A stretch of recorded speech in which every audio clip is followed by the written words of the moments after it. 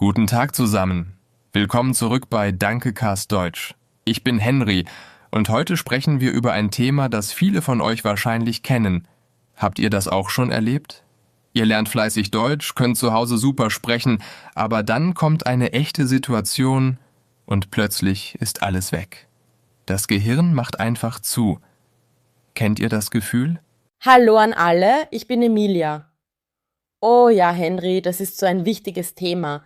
Ich erinnere mich noch, als ich Englisch gelernt habe. Ich konnte zu Hause stundenlang üben, aber dann stand ich im Supermarkt in London und die Verkäuferin fragte mich etwas. Und was habe ich gemacht? Ich habe nur gestottert und am Ende mit den Händen gezeigt, was ich wollte. Total peinlich. Genau. Und wisst ihr was? Das ist völlig normal. Heute wollen wir mit euch darüber sprechen, warum das passiert und was ihr dagegen tun könnt. Aber zuerst eine kleine Geschichte. Letzten Monat war ich auf einer Party. Dort habe ich einen Mann aus Brasilien getroffen. Er lernt seit 2 Jahren Deutsch. Wir haben uns unterhalten und er hat mir erzählt, dass er jeden Tag eine Stunde lernt. Vokabeln, Grammatik, alles. Das klingt sehr fleißig. Was ist dann passiert? Er wollte mir von seinem Job erzählen. Er arbeitet als Ingenieur. Aber dann kam der Moment, wo er erklären wollte, was genau er macht. Und plötzlich, mitten im Satz, hat er gestoppt. Er hat mich angeschaut und gesagt, dass sein Kopf leer ist. Alle Wörter waren einfach weg. Er konnte sich an nichts mehr erinnern. Oh nein, das muss frustrierend gewesen sein. Aber ich verstehe das total. Wenn man nervös wird, passiert das einfach. Der Druck ist zu groß. Man will alles richtig machen und genau dann macht das Gehirn dicht. Es ist wie eine Blockade. Richtig. Und das Interessante ist, er hat mir später geschrieben. Am Abend, als er zu Hause war, konnte er plötzlich alles wieder sagen. Alle Wörter waren zurück. Er hat mir sogar eine lange Nachricht geschickt und alles perfekt erklärt. Warum ist das so? Das hat viel mit Stress zu tun. Wenn wir entspannt sind, funktioniert unser Gehirn besser. Wir können Informationen leichter abrufen, aber wenn wir unter Druck stehen, produziert unser Körper Stresshormone. Diese Hormone blockieren den Teil des Gehirns, der für Sprache zuständig ist. Es ist wie ein Schutzreflex. Genau. Und hier ist die Frage an euch, liebe Zuschauer. Ist euch das auch schon passiert? Habt ihr schon mal in einer wichtigen Situation euer Deutsch vergessen? Schreibt uns in die Kommentare. Wir lesen wirklich alle eure Geschichten. Es hilft uns zu verstehen, wie wir euch besser unterstützen können. Ja, bitte schreibt uns. Und jetzt lasst uns überlegen, was man in solchen Momenten machen kann. Ich habe ein paar Tipps. Der erste Tipp ist, tief durchatmen. Das klingt simpel, aber es funktioniert wirklich. Wenn du merkst, dass du nervös wirst, halte kurz an und atme tief ein und aus. Das beruhigt dein Nervensystem. Das stimmt. Ich mache das auch immer, wenn ich eine Präsentation halten muss. Selbst auf Deutsch, meiner Muttersprache, werde ich manchmal nervös. Tiefes Atmen hilft mir, mich zu fokussieren, aber es gibt noch mehr Strategien, oder? Absolut. Ein anderer Tipp ist, dass man nicht perfekt sein muss. Viele Lernende setzen sich selbst unter Druck, weil sie denken, sie müssen fehlerfrei sprechen. Aber das ist unrealistisch. Selbst Muttersprachler machen Fehler. Sie verhaspeln sich, vergessen Wörter, suchen nach dem richtigen Ausdruck. Das ist menschlich. Das ist so wahr. Ich sage immer zu meinen Freunden, die Sprachen lernen, Perfektion ist der Feind des Fortschritts. Wenn du zu viel über jeden Fehler nachdenkst, kommst du nie ins Sprechen. Und Sprechen ist das Wichtigste, um eine Sprache zu lernen. Genau. Und hier kommt ein wichtiger Punkt. Wenn ihr in einer Situation seid, wo ihr etwas auf Deutsch sagen wollt, aber das Wort nicht findet, dann beschreibt es einfach. Zum Beispiel, wenn du das Wort Kühlschrank nicht weißt, kannst du sagen, das Ding in der Küche, wo man Essen kalt macht. Die meisten Leute verstehen das sofort. Das ist ein super Trick. Ich erinnere mich an eine Studentin aus Japan. Sie wollte mir von ihrem Wochenende erzählen. Sie wollte sagen, dass sie wandern war, aber sie kannte das Wort wandern nicht. Also hat sie gesagt, ich bin in die Berge gegangen und habe dort lange gelaufen. Perfekt. Ich habe sofort verstanden, was sie meint. Siehst du? Kommunikation ist wichtiger als Perfektion. Es geht darum, verstanden zu werden. Und wenn die andere Person dich versteht, dann hast du dein Ziel erreicht. Sprache ist ein Werkzeug, kein Test. Sehr gut gesagt, Emilia. Und jetzt möchte ich über eine andere Sache sprechen. Viele Lernende üben nur auf eine bestimmte Art. Sie sitzen zu Hause, machen ihre Übungen, lernen Vokabeln, aber dann kommen sie in eine echte Situation und es fühlt sich völlig anders an. Warum ist das so? Weil Übung und echte Kommunikation zwei verschiedene Dinge sind. Wenn du zu Hause übst, gibt es keinen Druck. Du hast Zeit nachzudenken. Du kannst ein Wörterbuch benutzen. Aber in einer echten Konversation musst du schnell reagieren. Du musst zuhören, verstehen und gleichzeitig antworten. Das ist viel komplexer. Genau. Deshalb ist es so wichtig, in echten Situationen zu üben. Und ich weiß, das ist angsteinflößend. Aber es ist der einzige Weg, um wirklich besser zu werden. Mein Tipp ist, fangt klein an. Ihr müsst nicht gleich eine lange Konversation führen. Fangt mit einfachen Dingen an. Ja, zum Beispiel, wenn du im Café bist, bestelle auf Deutsch. Sag einfach, ich hätte gerne einen Kaffee, bitte. Das ist ein kleiner Schritt, aber es ist Übung in einer echten Situation. Und mit der Zeit wird es leichter. Und wisst ihr, was noch hilft? Fehler als Teil des Lernens zu akzeptieren. Jeder Fehler ist eine Chance zu lernen. Wenn du ein Wort vergisst oder einen Fehler machst, ist das nicht schlimm. Es bedeutet nur, dass du diesen Bereich noch mehr üben musst. Absolut. Ich habe mal gelesen, dass unser Gehirn am meisten lernt, wenn wir Fehler machen. Fehler sind wie Signale für unser Gehirn. Sie zeigen uns, wo wir noch Lücken haben. Wenn du nie Fehler machst, lernst du auch nichts Neues. Das ist ein sehr guter Punkt. Und jetzt eine Frage an unsere Zuschauer. Was macht euch am meisten nervös, wenn ihr Deutsch sprecht? Ist es die Angst vor Fehlern?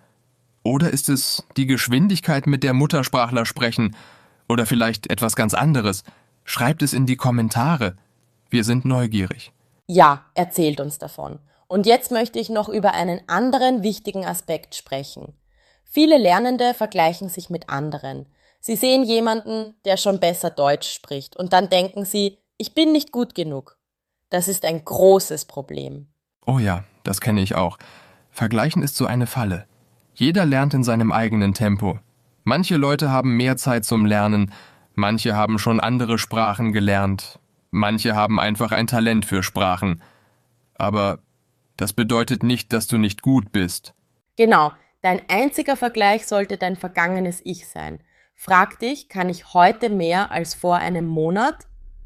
Verstehe ich mehr? Kann ich mehr ausdrücken? Wenn die Antwort ja ist, dann machst du Fortschritte und das ist alles, was zählt. Sehr wichtig. Und jetzt möchte ich über einen praktischen Tipp sprechen. Wenn ihr in einer Situation seid, wo ihr Deutsch sprechen müsst und ihr fühlt euch blockiert, dann gibt es einen Trick. Sagt es zuerst in eurer Muttersprache in eurem Kopf. Aber macht es ganz einfach. Nicht kompliziert, dann übersetzt es ins Deutsche.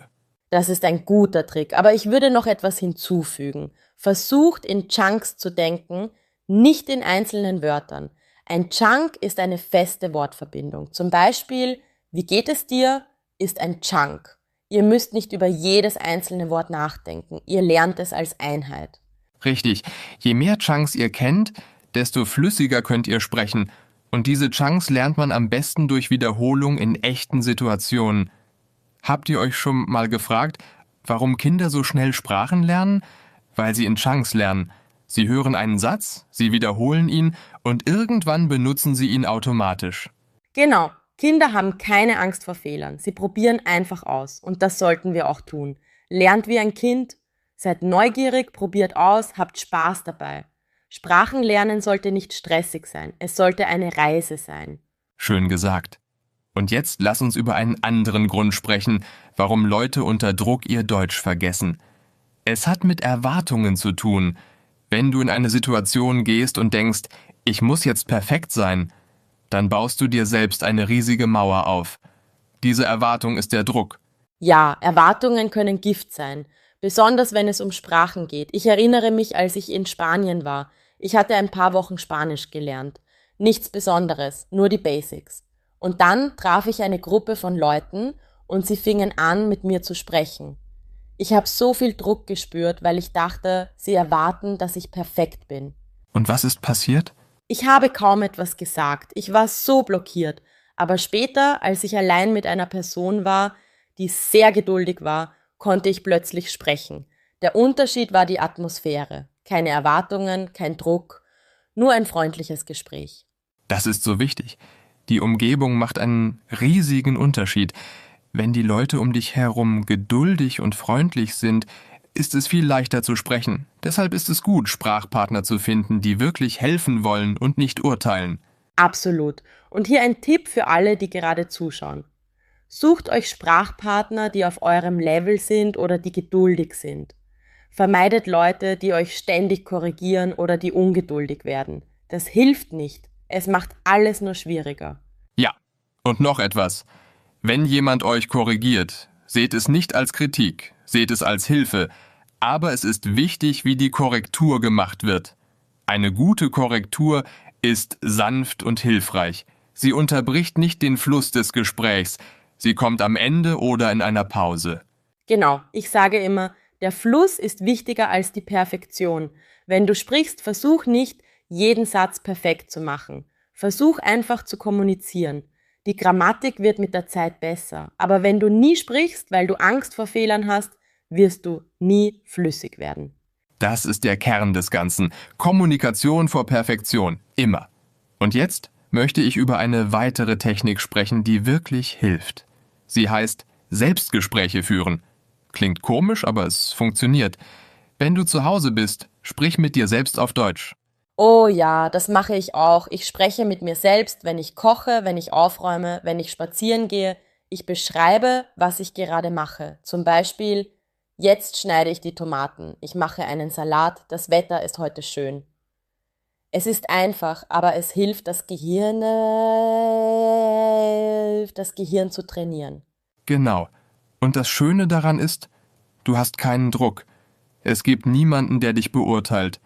Du kannst Fehler machen und es ist egal, aber dein Gehirn übt trotzdem. Es gewöhnt sich daran, auf Deutsch zu denken und zu sprechen. Und hier ist noch ein Trick. Wenn du einen Film oder eine Serie auf Deutsch schaust, pause ab und zu und wiederhole, was die Charaktere gesagt haben. Versuch, die Intonation, den Rhythmus zu kopieren. Das hilft dir, natürlicher zu klingen. Super Tipp. Intonation ist so wichtig. Viele Lernende konzentrieren sich nur auf Wörter und Grammatik, aber sie vergessen die Melodie der Sprache. Jede Sprache hat ihren eigenen Rhythmus. Und wenn du diesen Rhythmus lernst, klingst du schon viel natürlicher. Ja. Und das bringt mich zu einem anderen Punkt. Wenn du unter Druck stehst und dein Deutsch vergisst, liegt es oft nicht daran, dass du die Sprache nicht kannst. Es liegt daran, dass du zu viel nachdenkst. Du bist zu sehr in deinem Kopf. Du analysierst jeden Satz, bevor du ihn sagst. Das ist so wahr. Das nennt man Überanalyse. Und das ist der Feind der Flüssigkeit. Wenn du flüssig sprechen willst, musst du aufhören, über jeden Satz nachzudenken. Du musst einfach sprechen. Das klingt einfach, aber es ist schwer. Es braucht Übung. Es braucht vor allem Vertrauen. Du musst deinem Gehirn vertrauen. Du hast schon so viel gelernt. All diese Vokabeln, all diese Sätze sind in deinem Kopf. Sie sind da. Du musst nur zulassen, dass sie rauskommen, ohne Filter. Genau. Und wisst ihr, was dabei hilft? Übung in entspannten Situationen. Je mehr du in entspannten Momenten übst, desto leichter wird es in stressigen Momenten. Dein Gehirn lernt, dass Deutsch sprechen etwas Normales ist, nichts Angsteinflößendes. Ja, und hier eine Frage an euch. Übt ihr regelmäßig Deutsch zu sprechen? Oder lernt ihr meistens durch Lesen und Hören? Schreibt uns in die Kommentare. Wir sind sehr interessiert zu wissen, wie ihr lernt. Ja, bitte teilt eure Erfahrungen mit uns. Und jetzt möchte ich noch über eine spezielle Situation sprechen. Telefonate. Viele Lernende sagen mir, dass Telefonate auf Deutsch besonders schwer sind. Warum ist das so? Oh ja, Telefonate sind eine Herausforderung. Der Grund ist einfach, du siehst die andere Person nicht, du kannst keine Gesten benutzen, du kannst nicht sehen, ob die Person dich versteht, du hast nur die Stimme und das macht es schwieriger. Genau. Und oft sind Telefonate auch schneller. Die Leute warten nicht so lange auf eine Antwort. Es gibt weniger Pausen. Das macht es stressiger, aber es gibt Tricks, um damit umzugehen. Ja. Ein Trick ist, vorher zu üben, was du sagen willst. Wenn du weißt, dass du jemanden anrufen musst, schreib dir ein paar wichtige Sätze auf. Nicht einen ganzen Skript, aber ein paar Kernpunkte. Das gibt dir Sicherheit. Sehr gut. Und wenn du während des Anrufs nicht weiter weißt, ist es völlig okay zu sagen, einen Moment bitte, ich muss kurz nachdenken. Oder können Sie das bitte wiederholen? Die meisten Leute sind sehr verständnisvoll. Absolut. Die meisten Muttersprachler wissen, dass Deutsch nicht einfach ist. Sie haben Respekt vor Leuten, die es lernen. Also hab keine Angst, um Hilfe zu bitten. Das ist keine Schwäche, das ist Intelligenz. Ja, und jetzt kommen wir zu einem weiteren wichtigen Punkt. Viele Lernende denken, dass sie ihr Deutsch in Stresssituationen vergessen, weil sie nicht genug gelernt haben. Aber oft ist das nicht der Fall. Oft liegt es an der Art, wie sie gelernt haben. Was meinst du damit? Nun, wenn du nur durch Lehrbücher lernst, nur Grammatikregeln auswendig lernst, dann ist dein Wissen nicht flexibel genug. Du kannst die Regeln aufsagen, aber du kannst sie nicht in einer echten Situation anwenden. Das Wissen ist zu theoretisch. Ah, ich verstehe. Du meinst, sie müssen praktischer lernen. Sie müssen die Sprache benutzen, nicht nur darüber lesen. Das ist ein sehr wichtiger Punkt. Theorie allein reicht nicht. Man muss Praxis haben. Genau. Und die Praxis muss so nah wie möglich an echten Situationen sein. Deshalb sind Rollenspiele so gut. Du kannst mit einem Freund eine Situation nachspielen. Zum Beispiel im Restaurant bestellen, nach dem Weg fragen, ein Vorstellungsgespräch führen. Ja, Rollenspiele sind großartig. Und das Schöne ist, du kannst sie pausieren, wenn du nicht weiter weißt. Du kannst nachfragen, du kannst wiederholen. Es ist wie echte Praxis, aber ohne den echten Druck. Es ist ein sicherer Raum zum Üben. Genau. Und je mehr du in solchen sicheren Räumen übst, desto weniger Angst hast du in echten Situationen. Dein Gehirn lernt, das habe ich schon mal gemacht, das kann ich. Und dieses Gefühl ist Gold wert. Absolut. Und jetzt möchte ich noch etwas Wichtiges sagen. Wenn du dein Deutsch unter Druck vergisst, sei nicht zu hart zu dir selbst. Kritisiere dich nicht. Das macht alles nur schlimmer. Stattdessen sei dein eigener bester Freund. Ermutige dich. Das ist so wichtig. Selbstmitgefühl ist ein Schlüssel zum Erfolg. Wenn du dir selbst gegenüber freundlich bist, lernst du besser. Du bleibst motiviert. Du gibst nicht auf. Aber wenn du dich selbst kritisierst, verlierst du die Lust am Lernen. Genau, sag dir Dinge wie, das war ein guter Versuch, beim nächsten Mal wird es besser oder ich mache Fortschritte, auch wenn sie klein sind. Diese positive Selbstsprache macht einen riesigen Unterschied. Ja, und wisst ihr was? Jeder, der eine Sprache gelernt hat, hatte diese Momente. Momente, wo er blockiert war, Momente, wo nichts funktioniert hat. Das ist Teil des Prozesses. Es ist kein Zeichen von Versagen. Es ist ein Zeichen, dass du lernst. So wahr, und hier ist mein letzter großer Tipp für heute. Feiert eure Erfolge, auch die kleinen. Hast du heute ein neues Wort benutzt? Super, hast du einen ganzen Satz ohne Fehler gesagt? Fantastisch. Hast du dich getraut, mit jemandem auf Deutsch zu sprechen? Das ist riesig. Ja, jeder kleine Erfolg ist ein Schritt in die richtige Richtung. Und diese kleinen Schritte summieren sich. Nach einem Monat, einem Jahr werdet ihr zurückblicken und sehen, wie weit ihr gekommen seid. Und das ist ein unglaubliches Gefühl. Absolut. Und denk daran, Sprachen lernen ist eine Marathon, kein Sprint. Es braucht Zeit, es braucht Geduld, es braucht Ausdauer. Aber am Ende lohnt es sich. Jede Stunde, die ihr investiert, bringt euch näher zu eurem Ziel. Und wisst ihr was? Ich möchte noch eine persönliche Geschichte mit euch teilen. Vor ein paar Jahren habe ich angefangen, Italienisch zu lernen. Ich war so motiviert, jeden Tag habe ich gelernt. Und dann kam meine erste Reise nach Italien. Ich war so aufgeregt, mein Italienisch zu benutzen. Oh, das klingt spannend. Was ist passiert? Ich kam am Flughafen an und ein Mann fragte mich etwas auf Italienisch. Es war eine einfache Frage, aber ich war so nervös, so aufgeregt, dass ich komplett blockiert habe. Ich konnte nicht antworten, ich habe nur gelächelt und mit dem Kopf genickt. Keine Worte kamen raus. Oh nein, aber das zeigt genau, worüber wir heute gesprochen haben. Der Druck war zu groß. Du wolltest einen guten ersten Eindruck machen und genau das hat dich blockiert. Genau, aber hier kommt der interessante Teil. Am nächsten Tag war ich entspannter. Ich ging in ein Café und bestellte auf Italienisch. Es war nicht perfekt, aber es funktionierte. Der Kellner verstand mich und ich fühlte mich großartig. Der Unterschied war meine Einstellung. Das ist so eine wertvolle Erfahrung. Es zeigt, dass der mentale Zustand alles verändert. Wenn du entspannt bist, wenn du keine Angst hast, dann fließt die Sprache. Das gilt für Italienisch, für Deutsch, für jede Sprache. Richtig. Und hier ist noch ein Tipp, den ich aus dieser Erfahrung gelernt habe. Bereitet euch auf Situationen vor, aber setzt euch nicht unter Druck. Zum Beispiel, wenn ihr wisst, dass ihr morgen zum Arzt geht, übt vorher ein paar wichtige Sätze, aber erwartet nicht, dass alles perfekt läuft. Das ist sehr klug. Vorbereitung gibt Sicherheit, aber Flexibilität ist genauso wichtig. Manchmal läuft ein Gespräch anders als geplant und das ist okay. Man muss sich anpassen können, man muss improvisieren können. Genau. Improvisation ist eine wichtige Fähigkeit beim Sprachenlernen und die lernt man nicht aus Büchern. Die lernt man durch Erfahrung, durch echte Gespräche, durch Situationen, wo man nicht alles kontrollieren kann. Ja. Und das bringt mich zu einem letzten wichtigen Punkt. Viele Lernende haben Angst vor dem Unbekannten. Sie haben Angst, dass jemand sie etwas fragt, das sie nicht verstehen, dass sie in eine Situation kommen, wo sie überfordert sind. Diese Angst hält sie davon ab, überhaupt zu sprechen. Das ist so wahr. Aber hier ist die Sache. Diese Situationen werden passieren. Es wird Momente geben, wo ihr etwas nicht versteht, wo ihr nicht wisst, was ihr sagen sollt. Und das ist vollkommen normal. Auch Muttersprachler erleben das. Absolut. Das Wichtigste ist, wie ihr damit umgeht. Wenn ihr etwas nicht versteht, sagt es einfach. Entschuldigung, ich habe das nicht verstanden. Können Sie das bitte langsamer sagen? Das ist ein perfekt akzeptabler Satz. Niemand wird euch dafür verurteilen. Ja.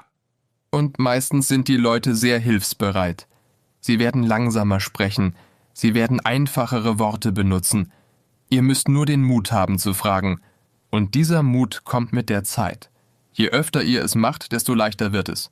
Und weißt du, was ich noch wichtig finde? Die Körpersprache. Viele Lernende vergessen, dass Kommunikation nicht nur aus Worten besteht. Deine Gesten, dein Gesichtsausdruck, deine Haltung, all das hilft beim Verstehen. Wenn Worte fehlen, kann die Körpersprache helfen. Das ist ein ausgezeichneter Punkt. Ich erinnere mich an einen Moment, als ich in Frankreich war. Mein Französisch war damals sehr begrenzt. Aber ich musste nach dem Weg fragen. Ich habe nur ein paar Worte gesagt, aber ich habe mit meinen Händen gezeigt, ich habe auf meinem Handy eine Karte gezeigt. Die Person hat mich verstanden und mir geholfen. Perfektes Beispiel. Nutzt alle Werkzeuge, die ihr habt. Eure Hände, eure Mimik, Bilder auf eurem Handy. Alles ist erlaubt. Das ist keine Schwäche. Das ist clevere Kommunikation. Das zeigt, dass ihr kreativ seid und wirklich kommunizieren wollt. Richtig. Und das führt mich zu einem weiteren Punkt. Manche Lernende denken, wenn sie nicht fließend sprechen können, sollten sie gar nicht sprechen. Das ist ein riesiger Fehler. Jedes Gespräch, auch wenn es holprig ist wertvolle Übung. Jede Interaktion bringt euch weiter. So wahr. Ich sage immer, lieber holprig sprechen als gar nicht sprechen. Denn wenn du nicht sprichst, lernst du nicht. Und wenn du nicht lernst, wirst du nie fließend. Es ist ein Kreislauf. Du musst den ersten Schritt machen, auch wenn es unangenehm ist. Genau. Und hier ist noch etwas Interessantes. Habt ihr gewusst, dass viele erfolgreiche Sprachlernende einen gemeinsamen Charakterzug haben? Sie haben keine Angst, dumm auszusehen. Sie lachen über ihre eigenen Fehler. Sie nehmen sich selbst nicht zu ernst. Das ist eine Superkraft beim Sprachenlernen. Oh ja, Humor ist so wichtig. Wenn du über deine Fehler lachen kannst, nimmst du ihnen die Macht. Sie werden zu lustigen Anekdoten, nicht zu peinlichen Momenten. Ich habe mal "ich bin heiß" gesagt, als ich "mir ist heiß" sagen wollte. Alle haben gelacht, ich habe mitgelacht und jetzt vergesse ich diesen Fehler nie wieder. Das ist großartig. Solche Momente sind Gold wert. Sie zeigen dir, dass Fehler nicht das Ende der Welt sind. Sie sind nur Lernmomente und oft sind sie die Momente, an die du dich am besten erinnerst. Die Momente, die dir wirklich helfen zu lernen. Absolut. Und das bringt mich zu einem letzten Gedanken. Wenn ihr unter Druck euer Deutsch vergesst, erinnert euch daran, dass ihr nicht allein seid. Millionen von Menschen auf der ganzen Welt lernen Deutsch. Millionen machen die gleichen Erfahrungen wie ihr. Ihr seid Teil einer riesigen Gemeinschaft von Lernenden. Das ist so wichtig. Und diese Gemeinschaft ist hier, in den Kommentaren, in Sprachgruppen, überall. Ihr könnt eure Erfahrungen teilen, ihr könnt Tipps austauschen, ihr könnt euch gegenseitig unterstützen. Das macht die Reise so viel schöner und leichter. Ja, nutzt diese Gemeinschaft, stellt Fragen, teilt eure Erfolge, teilt eure Schwierigkeiten. Jeder hier versteht, was ihr durchmacht. Und gemeinsam können wir alle besser werden. Das ist die Kraft der Gemeinschaft. Sehr schön gesagt, Emilia. Und bevor wir zum Ende kommen, noch eine letzte Frage an unsere Zuschauer. Was ist euer größter Erfolg beim Deutschlernen? Was hat euch stolz gemacht? Teilt es mit uns in den Kommentaren. Wir wollen eure Erfolgsgeschichten hören. Ja, bitte erzählt uns davon. Eure Geschichten inspirieren andere Lernende. Sie zeigen, dass es möglich ist.